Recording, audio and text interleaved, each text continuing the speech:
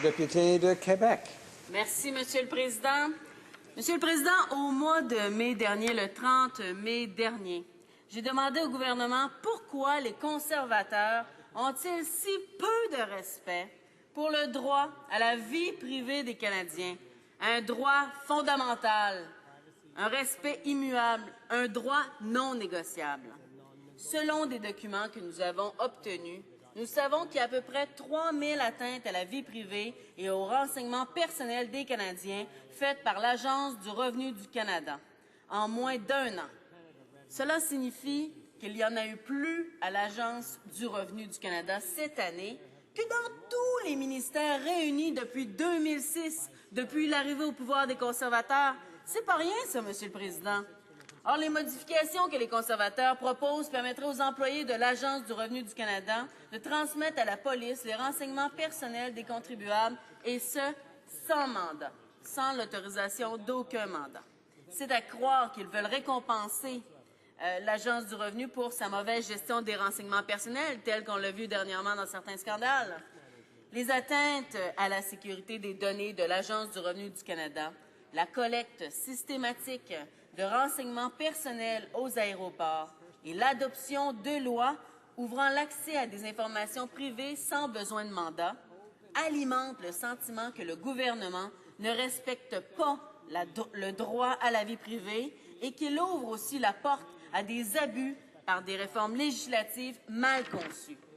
Le gouvernement a déposé une série de projets de loi qui, selon les experts, pourraient avoir des répercussions majeures sur le droit à la vie privée des Canadiens. En effet, les projets de loi C-13, S-4, C-31 enchâssent dans la loi plusieurs pratiques controversées. Depuis le mois de mai dernier, le Commissariat à la protection de la vie privée du Canada sonne l'alarme. Après avoir révélé que le fédéral collecte des millions de renseignements personnels auprès d'entreprises de télécommunications, le commissariat a révélé qu'Ottawa recueille aussi des informations personnelles sur les Canadiens à partir des réseaux sociaux. Les projets de loi C-13 contre la cybercriminalité et S-4 sur la protection de renseignements numériques permettraient à des entreprises de télécommunications de fournir sans mandat des données personnelles aux autorités policières ou à d'autres entreprises. Donc, c'est vraiment très important, ça, ici. C'est très grave. Hein? Je cite le professeur expert en renseignement de sécurité de l'Université Laval, M. Stéphane Langlois, qui croit que les Canadiens devraient être fort inquiets. Je le cite. « On s'entend, il n'y a pas énormément de vie privée sur Internet, mais certaines protections très faibles sont là. Mais au lieu de renforcer la protection de la vie privée, ce qui serait préférable, bien entendu, on vient nous barder de projets de loi qui viennent réduire cette protection-là.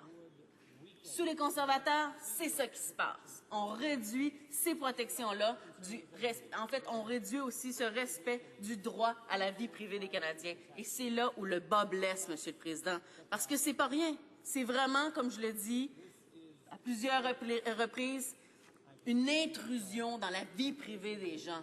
Et c'est très inquiétant. On en a parlé en mai dernier, mais si je tiens à en parler encore ce mois-ci, à la rentrée parlementaire, c'est parce que c'est vraiment important. Le gouvernement a abandonné le formulaire long du recensement de Statistique Canada parce qu'il était trop intrusif, ce qui est absolument hypocrite de sa part de dire ça, mais il n'a pas de problème avec le fait que des entreprises privées empiètent sur la vie privée de millions de Canadiens. Et pour faire la lumière sur l'impact de ces projets de loi sur le droit à la vie privée, les néo-démocrates, eux, demandent la création d'un comité d'experts indépendants pour étudier notamment de quelle façon le gouvernement utilise et entrepose les données de communication des Canadiens. Alors, bien sûr, je demande à mon collègue d'en face d'avoir une réponse à ce propos-là. Est-ce qu'il a l'intention de suivre la recommandation du NPD, qui est justement de mettre sur pied un comité d'experts indépendants pour que les Canadiens puissent être rassurés sur cette question de vie privée, de droit à la vie privée, qui, je pense, est un droit immuable, un droit fondamental, un droit auquel, en fait, tous les Canadiens tiennent énormément.